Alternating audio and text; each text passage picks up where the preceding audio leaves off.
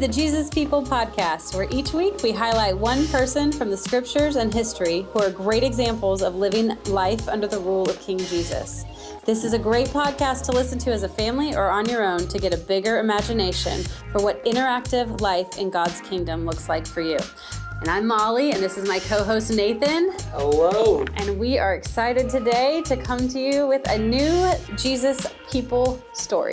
Yeah, and we got another story that was one of my favorites as a kid. And the reason why is because the Jesus person in this story, his name is Nathan. So this story didn't matter what the story is about. This was for sure going to be his favorite. And even if he wasn't the hero, he was automatically the hero. Somehow he was going to ultimately be the hero. But that's okay, because we're all a hero in our own story. That's right. But this is actually a story about a guy named Nathan who was a prophet of God. The very first story we told was the story of Samuel, who became a prophet of God. And a prophet is somebody who God speaks to, and then he speaks for God to the people, that God gives him something to say. And there's a way in which Moses, who's one of, maybe if you've been coming to church for a while, certainly in our See Kids classes, you've probably heard stories about Moses, who led the people of Israel out of slavery and all of these different wonderful things, parted the Red Sea and led them to the Promised Land. Well, Moses at one point actually said, I wish all God's people would be prophets. And we now know that through Jesus, because we have the Holy Spirit, well, God does speak to us. Right. And there are times God calls us to speak for him to other people. Right. That he says, hey, you should say something to that person. Exactly. You should tell them about Jesus. Well, this story comes at a point where Samuel, who was the first prophet we talked about, has already died. Right. But before he died, he had actually chosen two different kings. Well, God really chose them, but once again, he's through speaking. Samuel, he's speaking for God. He chooses King Saul and then King David. Right. Now, King David in the older part of the Bible, he is one of the most important figures in the whole Bible because he's called a man after God's own heart. He's the one who, God uses him to defeat Goliath, and he ends up leading God's people. He's the most famous king in Israel. He's a leader in every sense of the way. Yeah, and God even tells him, hey, I'm going to send my Messiah, my chosen king, through your family, the king that will rule forever, which we now know is Jesus. That Jesus comes from the line of David. But in this story, David is not the hero. Because even though David was a man after God's own heart, and David was a man that God had chosen to do great things, every human being has things they do that, well, it's not right. It's what we call sin. And not only is it wrong because God says it's wrong because it hurts other people. And so David, who's king at this time, we're told that at the time that he was supposed to be leading the people of Israel in war, well, he didn't go out with his armies. He stayed at home, and he saw this beautiful woman named Bathsheba, who was actually the daughter of one of his closest friends, one of his closest advisors, and was the wife of one of his closest soldiers. But he sees her and he thinks she's beautiful, and he thinks, well, if I want her, she belongs to me. And so he actually steals the wife of his friend. He actually dishonors her in this way. It makes her life, well, worse immediately. Right. And this is not a choice she had, because when the king says, hey, you have to be my wife, well, you have to do what the king says. And so she belongs to him. And in order to cover this up, he actually, well, not only does he get her pregnant, not only does she now is going to have this baby, the baby of the king, he has to cover this up by killing her husband, whose name is Uriah. Now, to be clear, he did not have to do any of this. Right.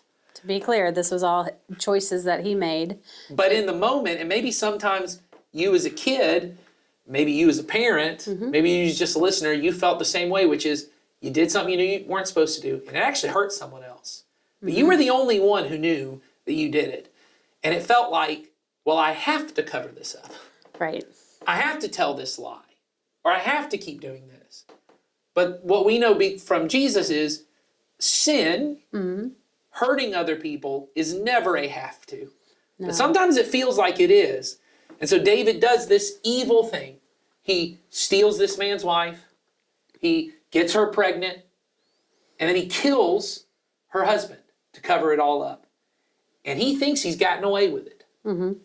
He thinks no one will ever know about this. But then, the word of the Lord, as is often said in the old part of the Testament, which means God spoke to the prophet, and this is the hero of our story, Nathan. Nathan's here to save the day. Nathan hears from God, and he says, you need to go speak to David and tell him he did the wrong thing, and he's actually done evil.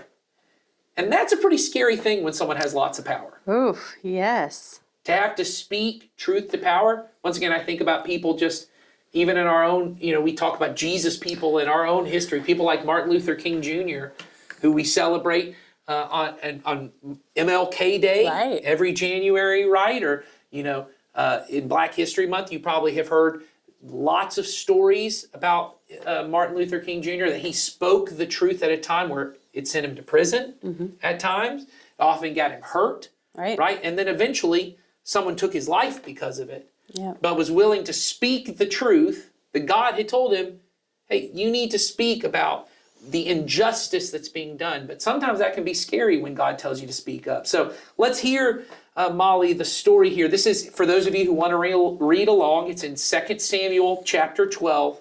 Molly, why don't you read this story? Okay. The Lord sent Nathan to David. When he came to him, he said, there were 2 men in a certain town, one rich and the other poor. The rich man had a very large number of sheep and cattle, but the poor man had nothing except one little lamb. Lamb. You. Yes. Can I just read that over again? I'm just kidding.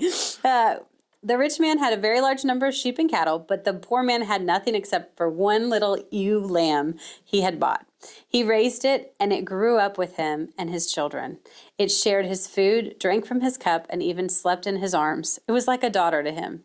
Now a traveler came to the rich man, but the rich man refrained from taking one of his own sheep or cattle to prepare a meal for the traveler who had come to him. Instead, he took the lamb that belonged to the poor man and prepared it for the one who had come to him. David burned with anger against the man and said to Nathan, as surely as the Lord lives, the man who did this must die. He must pay for that lamb 4 times over, because he did such a thing and had no pity. Then Nathan said to David, you are the man. This is what the Lord, the God of Israel, says. I anointed you king over Israel, and I delivered you from the hand of Saul. I gave your master's house to you, and your master's wives into your arms. I gave you all Israel and Judah. And if all this had been too little, I would have given you even more. Why did you despise the word of the Lord by doing what is evil in his eyes? You struck down Uriah with the sword and took his wife to be your own.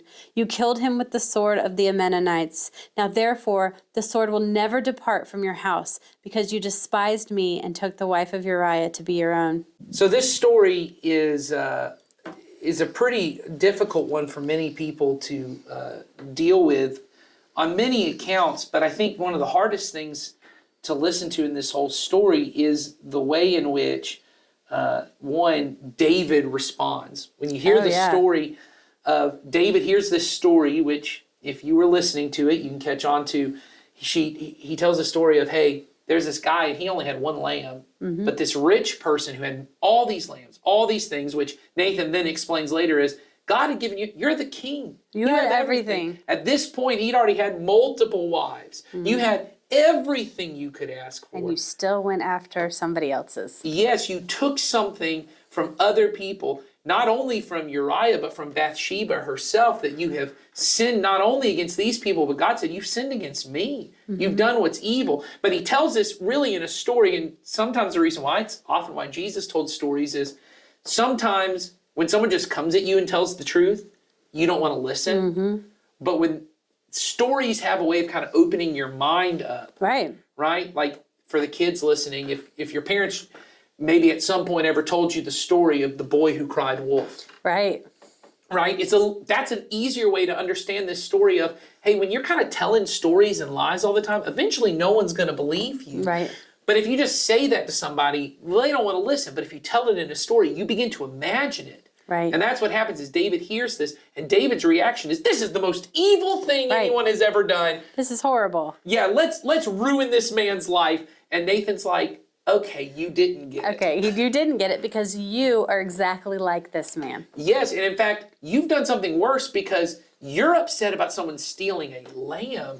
This is a person. People. You've murdered a person, and you've stolen the wife, and you've taken this woman from a loving marriage into your home as just another one of your wives. And he says, because of this, he says, I'm going to bring calamity on you and to your house, and everything you'd stolen, everything you thought was now yours, I'm going to take that away from you. And then immediately David responds to that and says, I've sinned against the Lord. And he knows it. And Nathan says, well, the Lord has taken away your sin. And it's this moment that I think when we hear it, one, I want to be like David on the second half. That when I've done something wrong, and God, what we call convicts me of that, he speaks in my heart and says, hey, yeah, you've done something wrong, which I think you and I certainly have felt. Oh, definitely. Many times over. Yeah, and certainly your parents have felt. If you're listening, you have probably felt, even no matter how young you are, you've known that moment when you just did something wrong. You know you'd hurt someone you really loved. And you felt in your heart, I want to respond like David did. I don't want to be defensive. I remember being a kid and someone would say, you did this. And I'd say, oh, no. Yes. And I'd make up some story and it'd be like, a raccoon came in and broke the vase. The first reaction was always the biggest and something that you're in denial. That's right. And you feel this large weight, but God says, hey, your sin has been forgiven. The moment that you turn to God and you admit it, and then it's from this point that David writes probably one of the most beautiful psalms or songs in the Bible. I believe it's Psalm 51, where David talks about the weight of his sin, and he just says, have mercy on me, God. Not because of what I've done, but because of your unfailing love. My sin is great. What I did was so evil, but you've loved me anyway, and forgive my sin. And then there's a lot more that happens in this story that is really heartbreaking and really sad and really difficult to deal with. We don't have time to get into all of that today, but what I really want to focus on here at the end is Nathan as the one who's willing to go to a king. I mean, imagine if David didn't respond this way. Right. If Nathan calls him out, because David thought he'd gotten away with it. Oh, yeah. And he's already killed one person to cover it up. Exactly. What's Nathan? If he wants to kill Nathan and say, well, I guess you're the only one who knows. Right. So I'll kill you and then we'll just be fine. How much bravery does it take to speak for God? And speak up to somebody in such power. Yes. You know, you look at the position that Nathan was in versus the position that David was in. And, you know, often when we have to speak up in our lives, it's not always just our friend. It might be. In many instances it is. But it could be, I need to speak up to a teacher or my parent or somebody else and say what is right. I think, like you said, there are all different kinds of power. And sometimes the power is, I'm friends with this person. And the power they have is, I don't want to lose this friend. And I know they did something wrong, or they're asking me to do something wrong, or they want me to be a part of their wrong thing. And I'm just afraid to say what I know God would say is true, because I'm afraid of what they might think of me. Or maybe it's the power they have because they're a teacher. Or maybe, you know, there's something going on. And I feel like I need to tell my parents, hey, when you say this, it makes me feel this way. Or when this happens, you know, I don't really like this, and I'm afraid of how they'll respond, right? Or certainly we as adults know what it's like when it's someone who we work for who's done something wrong, and we're like, hey, we need to say something about that. Or certainly when there's things going on in our country that we feel like we need to speak up about, when people are being mistreated, right? Or maybe you're at school and there's a really popular kid and they kind of pick on someone else and everyone seems to be on their side, but you know that that's not right. And you feel like, I should stand up for them. Right. What kind of power are they going to have? I think there's one fear, which is when you feel like you need to say the thing. There's also this shame that comes when you don't say the thing. Yes, I think a lot of times, I think we've all experienced a time where we get that stirring because we know something is right or wrong, and we are given a choice in that moment. And we've all had that opportunity to either say something or not say something, to do something or to do something outwardly, or to just sort of back down and say nothing. And so I think a really good conversation we can get from this is asking each other, and if you're sitting with your family, ask your family about a time when there was a situation where something was wrong and you chose not to say something, and how that made you feel, and are you still carrying that with you? Because I do think that more often than not, we think the easiest thing to do is or our reaction is to just not say something. And what we can learn from this story is how brave Nathan was, and said something even in the hardest of times, and even with a lot of stakes in front of him, he still said something. So I think we have to look at our lives and think, okay, what was a time when I chose not to say something, and what could I have said? Right. And maybe there's a time where you did say something. You want to share that. I think what's important in this conversation is to hold, really the point of this is to give us an imagination of when might God be speaking to me, and when might I could follow him. And the easiest way to start hearing from God more is when you do hear from him, to obey him. Because God's not really interested in continuing to speak to someone who doesn't want to listen. No. God's not going to force himself onto a person who does not want to listen. And so if we want to become the kind of people where God speaks to us and speaks through us, then we have to begin to listen. And so even if right now you're kind of acknowledging a time in your heart where you go, I should have said something there, I should have done something there, that might be God speaking to you. Would you listen now and tell someone about that? Tell your kids about that. Kids, tell your parents, hey, here's a time when I felt like I should have said something or should have done something, and I didn't. And then you guys together can admit, hey, that was wrong. It was a sin. But as Nathan said, the Lord has taken away your sin. Through Jesus, God forgives us. And I think at the end of it, you can pray and say, thank God for, just his direction in our lives, and thank him for, always speaking to us, and ask him to help you open up your ears and your minds to hear what he has to say, because ultimately that's who we want to take our direction from. Absolutely. So thank you guys for listening this week, and we will see you next time. Take care.